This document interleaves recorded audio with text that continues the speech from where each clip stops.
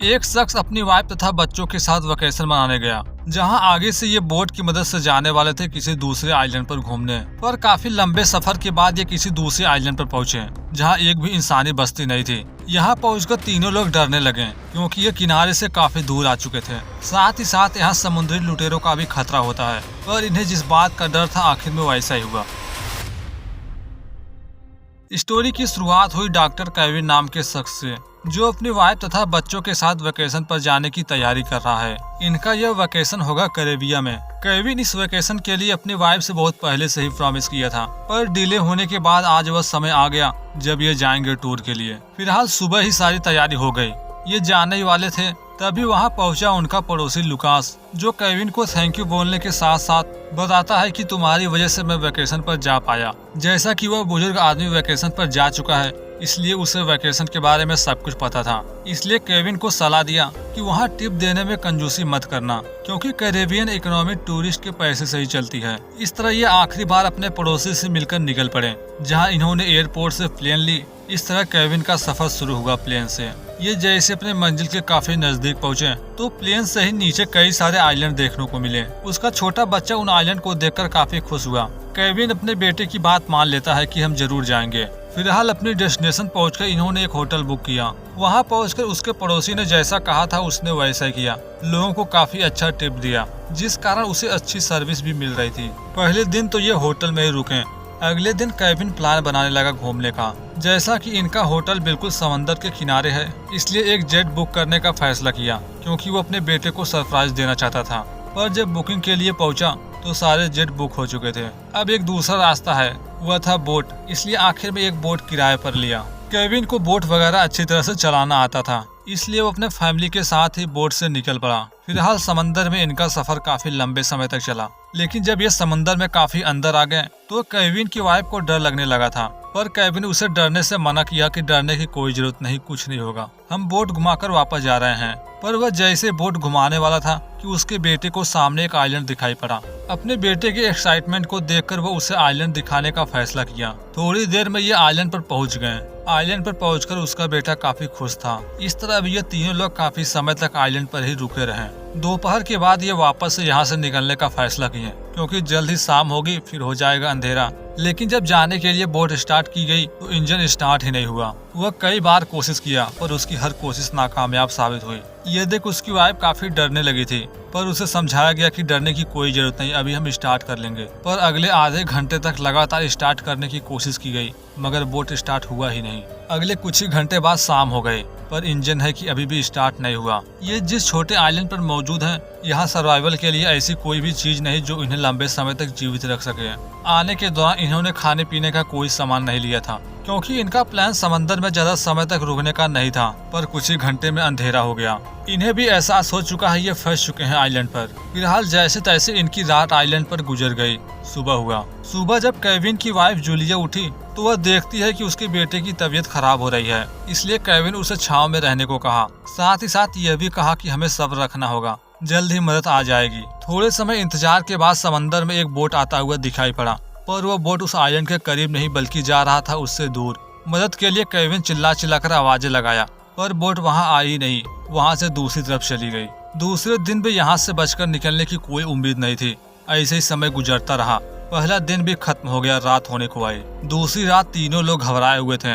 इन्हें इस बात का डर था अगर बचाने के लिए कोई नहीं आया तो आगे ये क्या करेंगे। जैसे तैसे दूसरी रात भी खत्म हुई। सुबह हुआ। सुबह के वक्त उन्हें देखने को मिला उनका बेटा प्यास के मारे बेहोश हो गया है। बेटे के बिगड़ते हालत को देख केविन अब ज्यादा समय तक इंतजार नहीं किया। आखिर में आइलैंड से निकलने का फैसला किया। आगे केविन का प्लान है ये एक छोटे से चप्पू की हेल्प से यहाँ से आगे बढ़ेंगे, पर ऐसा करके किनारे तक पहुँचना इतना भी आसान नहीं था। और तो और कड़कती धूप में कंडीशन और भी खराब होती जा रही थी। बच्चे को धूप से बचाने के लिए छांव के लिए बंदोबस्त किया गया। ये जैसे तैसे आइलैंड से दूर तो चले गए, पर अगले ही कुछ ही घंटों बाद धूप की वजह से इनकी कंडीशन हर पल खराब होती जा रही थी। इसलिए थक हार कर तीनों लोग बोट में ही सो गए। आगे से बोट किस दिशा में गई, तीनों में से किसी को कोई खबर नहीं थी। ये ऐसे ही कई घंटों तक समंदर में भटकते रहे। भटककर ये पहुंचे एक दूसरे आइलैंड पर। जब बाहर देखा गया तो पता चला ये वो आइलैंड नहीं है जिससे ये आए हैं, ये है कोई दूसरा ही। वहाँ रुके ही थे कि इन्हें दोबारा से एक बोट दिखाई पड़ी, दूसरी बार भी बोट की तरफ इशारा करने की कोशिश की गई, पर इस बार भी कामयाब नहीं हुआ। डिहाइड्रेशन से इतना थक चुका था कि बेहोश हो गया। साथ ही साथ बोट भी वहां से चली गई। थोड़े समय बाद जब उसकी आंख खुली तो उसे सामने एक मछुआरा देखने को मिला। वह मछुआरा केविन तथा उसकी फैमिली को पानी दिया, लेकिन जब फिशरमैन को पता चला केविन एक डॉक्टर है तो वह चौकन्ना हो गया। आगे उनकी मदद करने के लिए मछुआरा उन तीनों को अपने बोट में ले गया, पर बीच रास्ते में ही मछुआरा केविन से कहने लगा, मैं तुम्हारी फैमिली को तो बचा लूंगा, पर इसके लिए मुझे पैसे चाहिए होंगे। केविन उसे पैसे देने को तैयार हो गया कि मैं होटल पहुंचते ही तुम्हें अपने पास रखा $40,000 दे दूंगा। लेकिन फिशरमैन का कहना था ये काफी कम है। वह $40,000 नहीं जबकि पूरे $10 लाख की मांग की। यह सुन केविन डरने लगा क्योंकि उसके पास इतने पैसे है ही नहीं, पर फिशरमैन है कि बिना पैसों की मदद करने को तैयार ही नहीं था। लेकिन जब उसकी वाइफ तथा बच्चे की हेल्थ खराब होने लगी तो वह मछुआरा से कहा कि हमारी मदद करो, हॉस्पिटल पहुंचकर हम कोई न कोई बंदोबस्त करेंगे तुम्हें पैसा देने के लिए। लेकिन जब मछुआरा मानने को तैयार नहीं हुआ तो केविन उस पर हमला करने लगा, पर ऐसा कर नहीं पाया।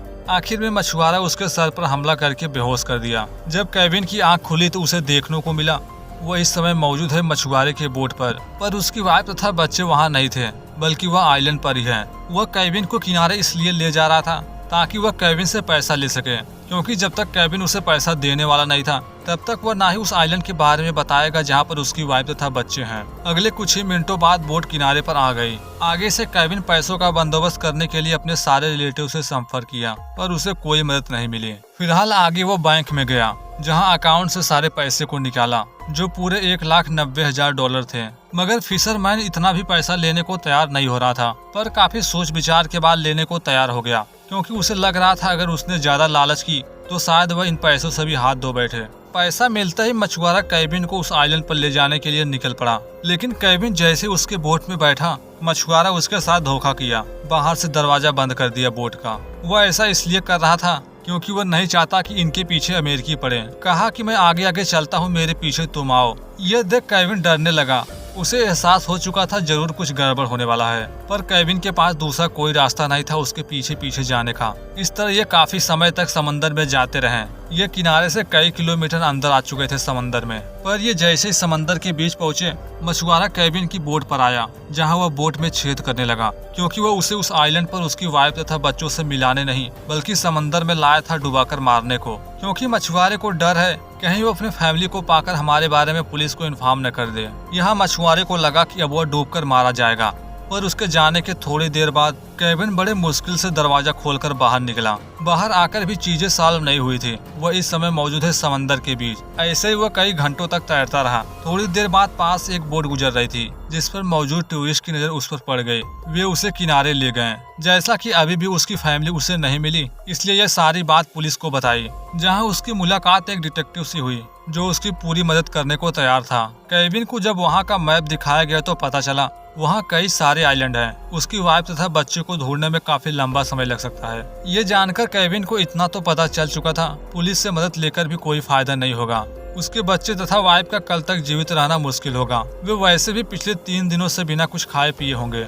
यहाँ पुलिस की जांच तो जारी थी, पर साथ ही साथ केविन भी मैप की हेल्प से जांच करने में लगा था। उस एरिया के सारे आइलैंड का मैप प्रिंट किया, जिसे लेकर खुद से जांच शुरू किया। उसका आगे का प्लान है वो कैसे भी करके उस मछुआरे को पकड़े, क्योंकि वही है जो उस आइलैंड के बारे में जानता है, जहां है उसकी वाइफ तथा बच्चे। मछुआरे का पता करने के लिए वह सबसे पहले फिश मार्केट पहुंचा, पर वहां पहुंचकर उसे जानकारी मिली कि शाम के वक्त सभी मछुआरे बार में जाते हैं। लेकिन जब वह बार में पहुंचा तो वहां पर भी कोई नहीं मिला। इसी दौरान उसके ड्राइवर के हाथ में एक जख्म देखने को मिला। यह देख उसे एक बात याद आई, इसी तरह का घाव उस मछुआरे के हाथ पर भी था, यानी जहां पर इसका इलाज हुआ होगा हो ना हो उस मछुआरे का इलाज भी उसी हॉस्पिटल में हुआ होगा। इसलिए केविन सबसे पहले उस हॉस्पिटल में पहुंचा। डॉक्टर से मिलकर जब बात की तो उसे मछुआरे के बारे में सारी जानकारी मिल गई। वह कौन है, कहाँ रहता है, सब कुछ। फिशरमैन के घर का लोकेशन जैसे ही पता चला वह तुरंत निकल पड़ा उसके घर की तरफ। उसे उम्मीद है वह उसकी फैमिली को लौटा देगा,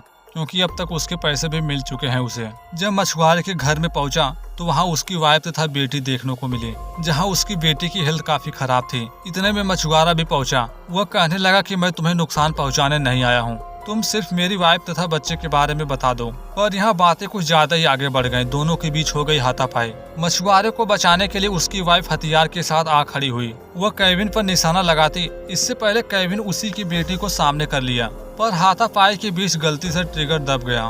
तीर उसकी बेटी के आर पार होकर केविन को भी लगा। अपनी बेटी को मारता देख मछुआरा गुस्से में आकर केविन को भी मारने लगा। केविन ने अपनी जान बचाने के लिए मछुआरे पर हमला किया। उसी टाइम केविन के पास हॉस्पिटल से चुराई हुई एक ब्लेड थी। उसी ब्लेड से वह मछुआरे को मार दिया। मारने के बाद वह भी बेहोश हो गया। जब होश आया तो वह मौजूद था हॉस्पिटल में, जहां उसके हाथ में थी हथकड़ी। डिटेक्टिव आकर बताने लगा, तुम पर मर्डर का आरोप है। तुमने हमें जो इन्फॉर्मेशन दी थी वो शायद गलत है। तुम अपनी फैमिली को रास्ते से हटाने तथा उनके इंश्योरेंस का पैसा लेना चाहते हो। ये भी कहा कि आगे से सर्च ऑपरेशन भी बंद कर दिया गया है तुम्हारी फैमिली को ढूंढने का। पर उसका कहना था ये सब गलत है, मेरी फैमिली वाकई में गायब है और उस मछुआरे को मैंने जानबूझकर नहीं मारा। यहाँ पर केविन को एहसास हो गया अब उसके पास बचने के लिए दूसरा कोई रास्ता नहीं है, इसलिए गार्ड के पास मौजूद गन को निकालकर लोगों के सामने कर दिया। आगे हथियार की नोक पर हथकड़ी खुलवाया ताकि वो अपने फैमिली को बचाने खुद जा सके। इस तरह केविन हॉस्पिटल से भाग निकला। इस दौरान डिटेक्टिव उसका पीछा भी किया पर उसे रोका नहीं जाने दिया, क्योंकि कहीं न कहीं उसे भी एहसास था केविन बोल रहा है सच। आगे केविन मार्केट से कपड़े चुराकर हॉस्पिटल के कपड़े से चेंज किया, साथ ही साथ खुद के घाव का मलहम पट्टी किया। आगे उस बोट के मालिक का पता किया गया जिस बोट से वह पहली बार गया था आइलैंड पर उसे पता चला एक दिन पहले वो अपना कॉन्ट्रैक्ट खत्म कर चुका है। आगे वह कहाँ है किसी को नहीं पता था। आगे जब कोई दूसरा रास्ता नहीं दिखा तो वह पुलिस को कॉल करके खुद को सरेंडर करने का फैसला लिया। पर वह पुलिस के सामने सरेंडर होने से पहले एक शर्त रखा, वे उस बंदे का पता लगाएं जो उस मछुआरे का साथी था, जिसका बोट मछुआरे ने उसे दिया था उसके पीछे पीछे आने के लिए, क्योंकि उसे कहीं न कहीं शक है उसे उस आइलैंड के बारे में पता होगा जहाँ पर उसकी वाइफ तथा बच्चे हैं। पर यहाँ पुलिस ऐसा कुछ नहीं की, बल्कि वे खुद उसे ही पकड़ने की प्लानिंग करने लगे। पर केविन छुपकर उनकी सारी हरकतें देख रहा था, इसलिए एक बार फिर से कॉल किया कि मैं तब तक तुम्हारे सामने नहीं आऊंगा जब तक कि मेरी फैमिली मिल नहीं जाती। पुलिस से बचने के लिए केविन बगल से जा रही एक बस पर चढ़ गया। बस में पहुंचकर केविन अपनी फैमिली को लेकर काफी परेशान था। आगे क्या किया जाए उसे कुछ भी समझ में नहीं आ रहा था। इसी टाइम उसे बस के पिछले सीट पर वो बंदा दिखा जिसका बोट वह समंदर में लेकर गया था, मछुआरे का साथी। वो जैसे केविन को देखा पहचान लिया, इसलिए बस से उतरकर भागने लगा। केविन भी बस से उतरकर उसका पीछा करने लगा। उसे समझाया कि भागो मत, मैं तुम्हें कोई नुकसान नहीं पहुंचाऊंगा। मुझे सिर्फ उस आइलैंड का पता बताओ जहां मेरी फैमिली है, मैं तुम्हें पुलिस से भी बचा लूंगा। यह सुनकर वह रुक गया। पर इसी दौरान एक पिकअप ट्रक काफी तेजी से गुजर रहा था वहां से। वह उस आइलैंड के बारे में बता पाता इससे पहले पिकअप ट्रक उसे टक्कर मार दी। लेकिन केविन हार नहीं मानता। घायल स्थिति में उसे मैप दिखाया, पूछने की कोशिश किया कि बताओ कौन सा टापू है, पर बेहोश होने से पहले उस टापू पर उंगली रख दी जहां पर इस समय है उसकी फैमिली। आगे से पिकअप ट्रक का ड्राइवर उस बंदे को हॉस्पिटल ले गया, जबकि केविन बीच की तरफ निकला ताकि वो बोट लेकर अपनी फैमिली तक पहुंचे। लेकिन जब बोट की मांग की तो उसे एक भी बोट नहीं मिला, इसलिए एक स्पोर्ट बोट को हथियार की नोक पर हाईजैक कर लिया। पर इस तरह बोट चुराने से कोस्ट गार्ड अलर्ट हो गए। केविन सबसे पहले बोट में फ्यूल भरा, पर फ्यूल भरने में काफी समय लगने वाला था। ऐसे में पकड़े जाने के चांस भी थे, पर किस्मत अच्छी थी, कोस्ट गार्ड के पहुंचने से पहले ही फ्यूल भर लिया। भरकर बड़ी तेजी से निकला, पर कोस्ट गार्ड अब भी पीछे से फायरिंग कर रहे थे। केविन अब किसी भी हालत में उनके हाथ नहीं लगना चाहता था, इसलिए बोट की पावर बढ़ा दी। इस तरह वह कुछ ही समय बाद उस टापू पर पहुंच गया। आइलैंड पर गया तो उसकी फैमिली बेहोश हालत में पड़ी हुई थी जमीन पर। उसकी वाइफ तो फिर भी ठीक थी, पर बच्चे की कंडीशन हर पल खराब हो रही है। वह सबसे पहले बेटे को बोट में ले गया, पर जब वाइफ को ले जाने की बारी आई तो वह इतना थक चुका था कि वह उसे नहीं ले जा पाया, इसलिए थक हार कर रेत पर लेट गया। उसके जख्मों से लगातार ब्लड भी बह रहा था। अगले ही पल वह बेहोश हो गया। उनके बेहोश होने के कुछ ही समय बाद एक हेलीकॉप्टर पहुंचा, जो थी रेस्क्यू टीम की। उन्होंने उस बोट को भी देखा जिस बोट से वह अभी अभी आया था, जिसके बारे में उन्हें जानकारी मिली थी कि एक बंदा बोट चुरा कर भागा है। पर जब टापू पर पहुंचे तो उन्हें सच पता चला, वह भागने नहीं बल्कि आया है अपनी फैमिली को बचाने। इस तरह उन्हें बचा लिया गया। Thanks for watching this video.